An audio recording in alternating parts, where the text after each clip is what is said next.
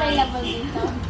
May ano po tayo, inasal muna at saka patay yung available natin.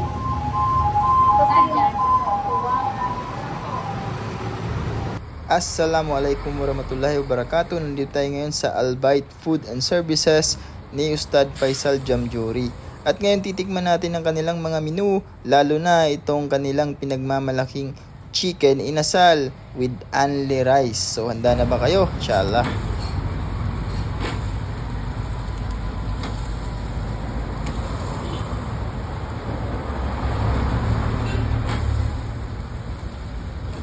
Nag-opening kayo kahapon? Oo, kahapon. Mashallah. Tapos sa Nutella, nag-start tayo.